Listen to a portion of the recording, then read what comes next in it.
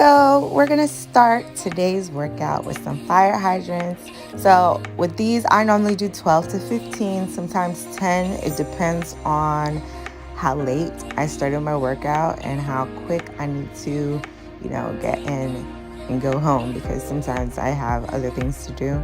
So sometimes I do 10 is the least I'll do. But normally I do 12 to 15. But when you're doing the fire hydrants, just remember to keep it at a 90-degree angle. As you can see, I'm kind of struggling in the video. Again, these bands that I'm using, they are really hard. They're the hardest bands. So, and you also want to make sure you're getting that mind to muscle connection and squeezing at the top. So if you're not squeezing and you don't feel that, then you might need to do it over. Okay, next we have the hip bridges or bridges or whatever you call them. We're gonna do 4 sets of 12 to 15. It really depends on what you want to do. If you're a beginner, I would highly suggest starting with the 12, but if not, 15. But I would say challenge yourself. But when you start, 12 is usually a good place to start, okay? And as you progress, you could go up, okay? So next, we're gonna do the marching leg bridges. These burn, y'all. So again, we want to stay in that 12 to 15 range. We're gonna do 4 sets of those. But I'm not gonna show you all the 4 sets because this video would be too long. But just remember, I do each and every exercise for the activations, and then I do my 2nd set, my 3rd set, and then my 4th set. So, or you could do it however, you could do the whole 4 set of each and then move on to the next exercise. But just to make sure that I'm doing all of them, I like to do each and every exercise and then move back to the beginning of my glute activation. I hope I'm not confusing you all, because I know with me just saying that, I kind of confuse myself, but just watch. Okay, so next we are going to be doing these banded kickbacks or donkey kicks or whatever you want to call them. All right, with these as well, you want to go at a controlled pace and squeezing once you get to the top.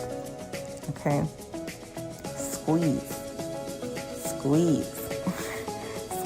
So just make sure you're squeezing. Again, we're trying to get that mind to muscle connection, and you want to make sure you're doing 12 to 15 on each side, not just one side and then move on. No, you want to make sure you're doing both sides.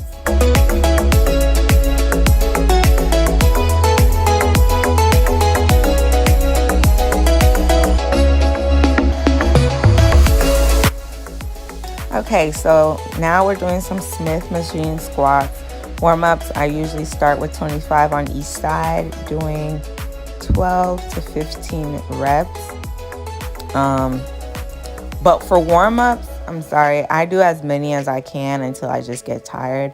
But once I actually start my workout, I start with 15, then I go 10, then I go 8, then I go 5, because as I'm going up in weight, I do less rep, okay? And the same thing for the narrow stance squats, which target more of your quads, okay? So that's how I do them. But I didn't want to show you guys all the weights, so I'm just showing you the beginning of where I started. All right. Okay, so next, in between those squats though, what I normally love to do is the standing leg abduction weight. And again, I do these in between my squats, so that way I'm just not standing around doing nothing, or I don't get distracted by being on my phone and everything, because sometimes I'll do that. But to keep me from getting distracted and losing time, I just do these in between my workouts or between my squats sometimes.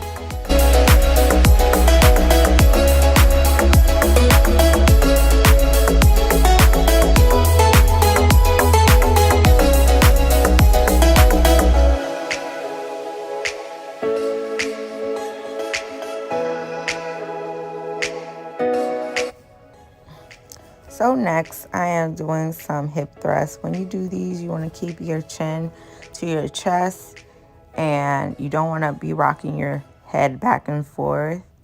I know it's hard to see my head. That's why I ended up changing the angle. And I also wanted to challenge myself and really feel the burn, so I did banded ones. I remember I had the bands and I added the bands to it. Okay. And then again, you want to squeeze at the top. And you just want to move the hips. That's all that should be moving, is the hips. And squeeze at the top, like, y'all, like, I can't stress this enough. Squeeze, squeeze, squeeze. And then again, for these, I go up in weight as well. Now we are doing some Smith machine deadlifts. When you do these, you want to keep your hands outside of your legs, and you want to get close to the bar as much as possible so you're not straining your back. And the only thing that should be moving is your waist. Next, since we're already here, I went ahead and just do my calf raises. You want to stay at the 10 to 12 because I do these very heavy. Like, I put heavy weights because I'm trying to grow my little baby calves, as y'all can see. I have little chicken legs, so I do really heavy weights when it comes to my calf raises. Now we're using the seated leg press, and you want to bring your knees closest to your chest as much as possible.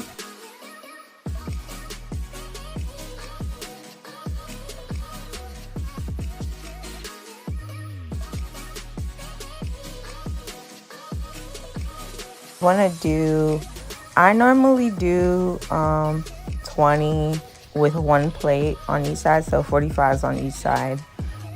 And then the most I could do right now is 3 plates. Next, we have the leg extension machine. With these, I do super heavy again because I really want them quads to grow. Like, that's just my favorite part of working out, are my legs. Like, I'm not sure if y'all can tell, but I normally do leg day like 3 times a week. And then I do arms, back, and abs. Abs I do every day, but arms, back, I do 2 times a week.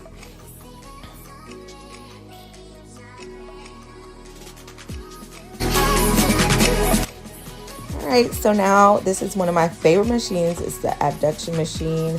And how I normally do these, I'll do 20 lightweight and then 10 heavyweight. So in total, you want to do 30.